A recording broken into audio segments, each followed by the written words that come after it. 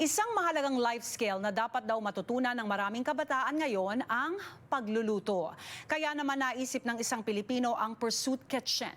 Libreng programa para sa mga high school student na bukod sa kaalaman sa kusina, hatid din ay pagtulong sa komunidad. Naritong report. We're cooking and we're also helping out with the community. The teachers and mentors, they're like the best people with the program. Roasted vegetables, and then the stuffed pepper is with ground beef and beans and with a tomato sauce. Providing my expertise to something greater and also building this project to be even bigger is something where I feel my purpose is being brought. Sobrang sarap sa feeling ng nakakapagturo kami sa mga bata and na-enjoy ng mga bata yung experience na yon, and also na-enjoy ng mga ibang tao yung pagkain na niluluto namin. This is not just by one hand, maraming mga tao, maraming organisasyon, maraming mga individual who are making this possible. Ilang araw kada linggo nagaganap ang Pursuit Kitchen, isang libreng programa na nagtuturo sa mga kabataan kung paano magluto. 2 taon na ang programang ito na nasa ilalim ng tinatawag na Pursuit Projects. Ideya ni Rodel Elias na nakuha ang inspirasyon para makatulong sa mga nakikita sa komunidad. We started with a group of friends who saw the need on the street. We pass by every day and like, you know what, we can do something about this more than just that emotional tingling. And so we gather our resources, we give our food, we give our gifts. A lot of youth, mga college students, doesn't even know how to cook. And 58% ng mga pagkain dito sa Canada are just being thrown away. At the same time, we rescue those food from the food that are being almost wasted and surplus food and bring them to our kitchen.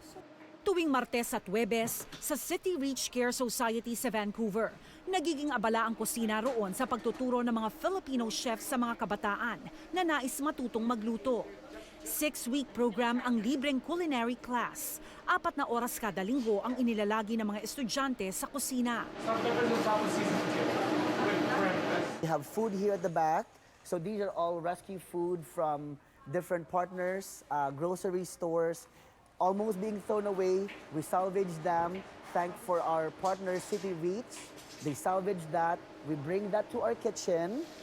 There's professional chefs in the kitchen and students are coming in. We teach them how to cook, and then the food coming from there will be distributed sa mga homeless, sa mga single moms, sa mga seniors, and everyone who is in need. Hindi namin alam kung ano yung ingredients na magagamit namin on that specific day. So Whatever food is rescued, whatever food is available, we try to make the best out of it. di raw posible ang katuparan ng ganitong proyekto kung wala ang tulong ng iba't ibang organisasyon at volunteers. Kaya naman bago matapos ang araw, may nakahanda na rin na karagdagang tulong sa mga nangangailangan. Bukod sa mga lutong pagkain na ginagawa ng mga estudyante, ang mga pamilyang pumupunta rito sa tulong ng City Reach ay nakakakuha ng isang bag ng mga gulay at prutas at maging mga tinapay. Nakita mo yung mukha ng mga kids na na-enjoy ng ibang tao yung niluto nila. Nakita mo lang talaga yung mukha ng ibang tao na ngumingiti, nag-enjoy sa pagkain. You know, pag nakatungo na sila and then kumakain na, it's just fulfilling. It's a time of love and giving and serving to our communities.